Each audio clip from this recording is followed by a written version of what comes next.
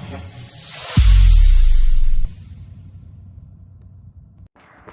વિદ્યાર્થી મિત્રો, બરાબર લાસ્ટ લેક્ચરમાં આપણે ચયાપચયિક પથ વિશે વાત કરી હતી, બરાબર એની મહત્ત્વ વિશે વાત કરી હતી. અત્યારે હવે એના રિલેટેડ જ પણ નાનો એવો જે પ્રશ્ન છે જે તમારે સમજવાનો છે. એકચ્યુઅલીમાં આપણે આની પહેલાંના પ્રશ્નમાં જ આના વિશેના કન્સેપ્ટ વિશે માહિતી મેળવી જ લીધી હતી કે ચયાપચય છે એ ટોટલ 2 વર્ડનો બનેલો છે, ચય અને અપચય.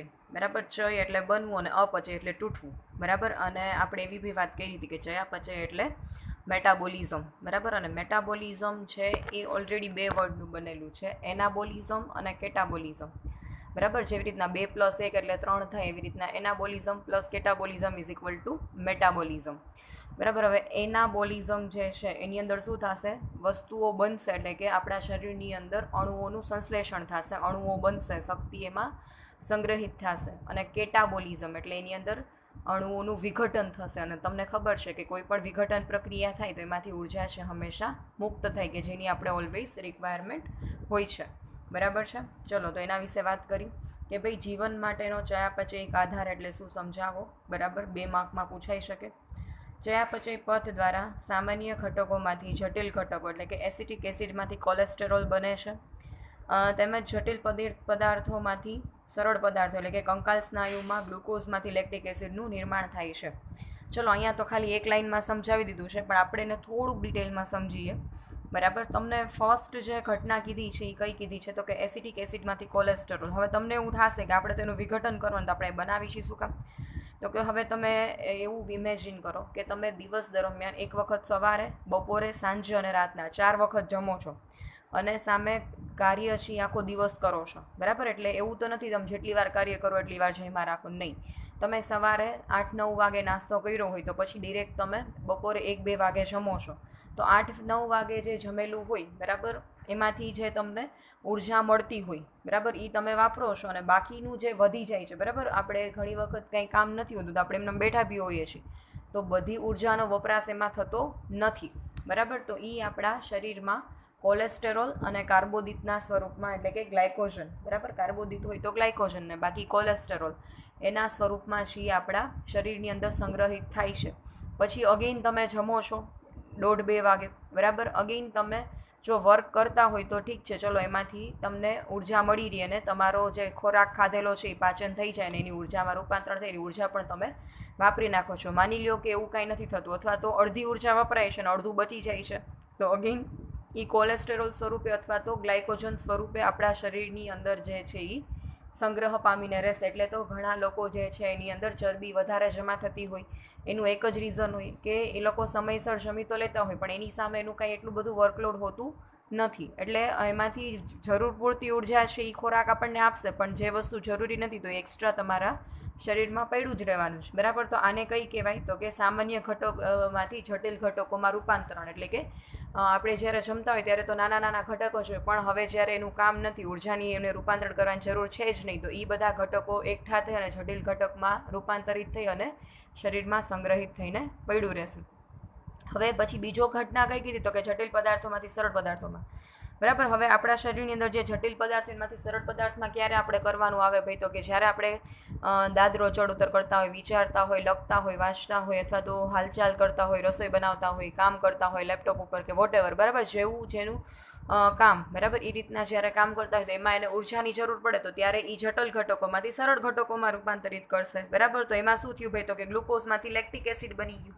ગ્લુકોઝ જે છે એ 6 કાર્બનનો અણુ છે, લેક્ટિક એસિડ છે એ 3 કાર્બનનો છે. તમને યાદ હોવું જોઈએ 10મા ધોરણની અંદર 6ઠા ચેપ્ટરની અંદર ગ્લુકોઝનું વિવિધ પથ દ્વારા વિઘટન. બરાબર, શ્વસનમાં એમાં આપણે જોયું હતું કે ગ્લુકોઝનું લેક્ટિક એસિડમાં વિઘટન થાય. એટલે લેક્ટિક એસિડ 3 કાર્બનનો અણુ છે અને ગ્લુકોઝ છે એ 6 કાર્બનનો અણુ છે, રાઈટ?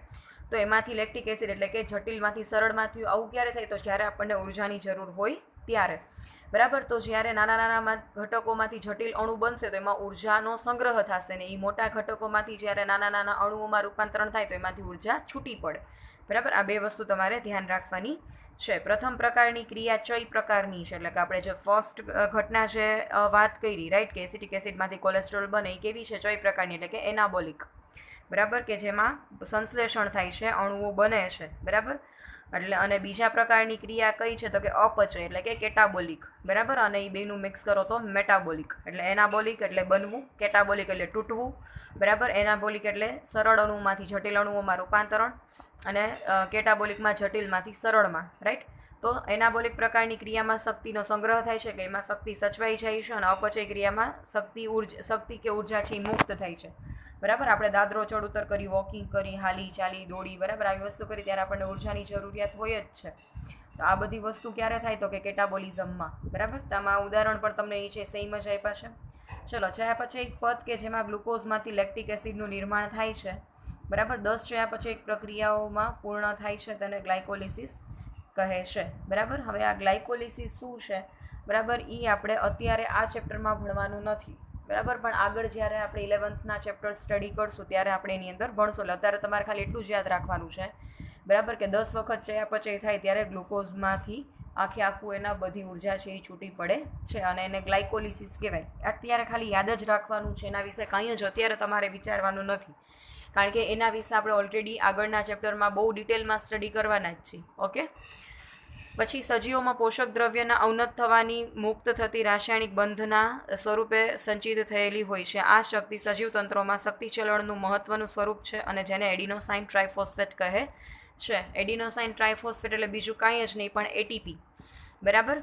હવે જ્યારે સજીવ શરીરમાંથી ઉર્જા છૂટી પડે છે તો એ કયા સ્વરૂપમાં છૂટી પડશે તો કે એટીપીના સ્વરૂપમાં, બરાબર. જ્યારે તમે કોઈ જગ્યાએ ભણી ગણીને કામ ધંધો કરશો, નોકરી કરશો, તો તમે જ્યારે એનું વર્ક કરશો તો તમને સામે વળતર રૂપે શું મળશે તો કે કોઈ તમને ઘઉંનો બાજકું, ચોખાનું બાજકું, શાકભાજી, ફળ આવું દેવા નહીં આવે, તમને એ લોકો શું આપશે, પૈસા આપશે, બરાબર. પગાર સ્વરૂપે કે તમને કમાણી સ્વરૂપે, નફા સ્વરૂપે પૈસા મળશે, બરાબર. અને એ પૈસાના બેઝ ઉપર તમે તમારું જીવન નિર્વાહ ચલાવી શકો છો. તો એવી જ રીતે રાસાયણિક પ્રક્રિયાની અંદર પણ, બરાબર, જ્યારે કોઈ અણુનું વિઘટન થાય ત્યારે એમાંથી ઉર્જા છૂટી પડે છે, તો એ ઉર્જા કયા સ્વરૂપમાં છૂટી પડશે, એટીપીના સ્વરૂપમાં. એટીપીના આધારે તમારું શરીર છે એ ચાલતું રહે છે, બરાબર. બહુ નાનો જ ક્વેશ્ચન છે પણ એમાં સમજવાનું ઘણું બધું હતું, બરાબર. 2 માર્કનો પ્રશ્ન છે અહીંયા હતો. ત્યાર પછી આપણે જે નવો ટોપિક સ્ટાર્ટ કરવાનો છે એ છે ઉત્સેચકોની સામાન્ય માહિતી, એટલે કે ઉત્સેચકો વિશે આપણે ડિટેલમાં હવે માહિતી અહીંયા મેળવવાની છે. અત્યાર સુધી ઉત્સેચકોમાં આપણે એટલું જ જાણ્યું હોય કે ઉત્સેચકો એ રાસાયણિક પ્રક્રિયામાં ભાગ લે છે, એટલે કે ખાલી એની હાજરી જ એમાં હોય છે, બરાબર. એની અંદર એનું પ્રક્રિયા એની સાથે થતી નથી, બરાબર. એટલે કે નિપજ જ્યારે તમને મળે છે ત્યારે એની અંદર ઉત્સેચકનો કોઈ ભાગ હોતો નથી, પણ ઉત્સેચકની ખાલી હાજરી જેના માટે અનિવાર્ય હોય છે કે જેથી કરીને આપણી પ્રક્રિયા છે એ ઝડપથી થઈ શકે, બરાબર. આ ઉત્સેચકો છે એ એક જૈવણુ જ છે, બરાબર. પણ એ શેના બનેલા હોય, પ્રોટીનના. બધા ઉત્સેચકો છે એ પ્રોટીન હોઈ શકે છે, પણ બધા પ્રોટીન ઉત્સેચકો હોય એવું જરૂરી નથી. ખાસ આ સેન્ટેન્સ યાદ રાખજો. બધા ઉત્સેચકો પ્રોટીનના બનેલા હોઈ શકે, પણ બધા પ્રોટીન એ ઉત્સેચક જ બને એવું જરૂરી નથી, બરાબર. આ સેન્ટેન્સને ખાસ મગજમાં રાખવાનું.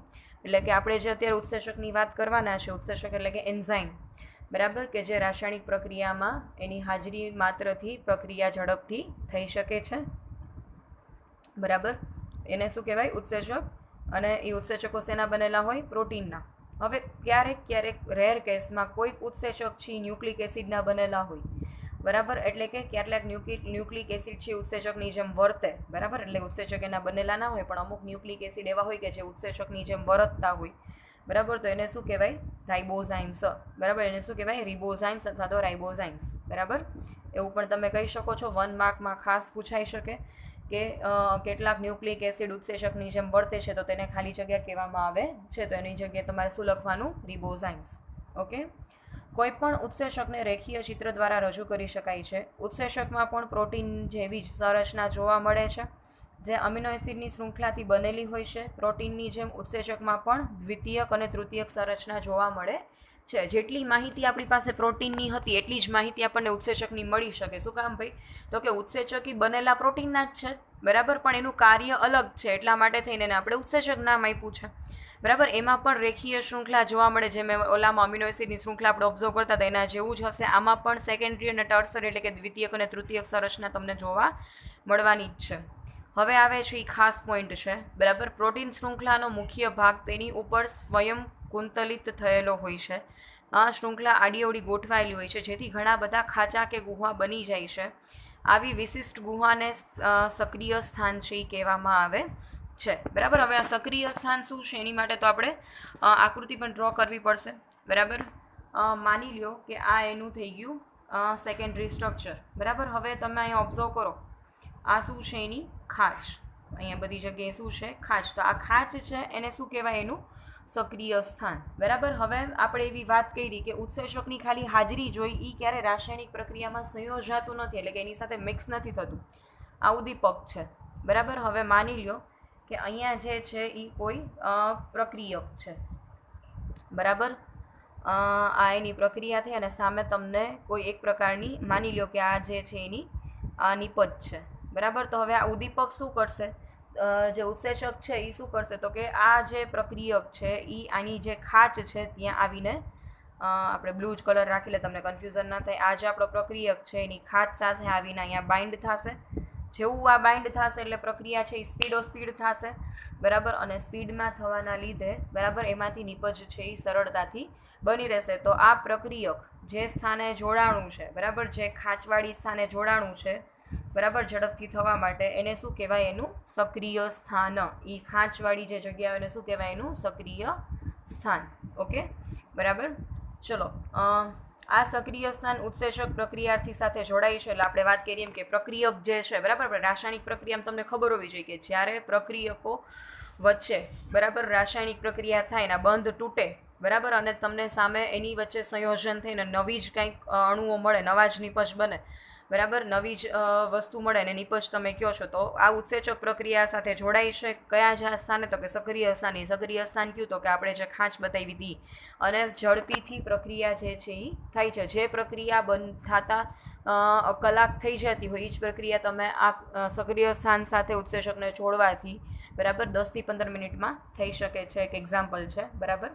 ઉત્સેચકીય ઉદ્દીપન અકાર્બનિક ઉદ્દીપનથી ઘણું બધું જુદું પડે છે, કારણ કે પ્રોટીન છે એ તો કાર્બનિક જ છે. હવે અકાર્બનિક ઉદ્દીપક પણ હોઈ શકે, એનાથી ઘણું જુદું હોય. શું કામ ભાઈ?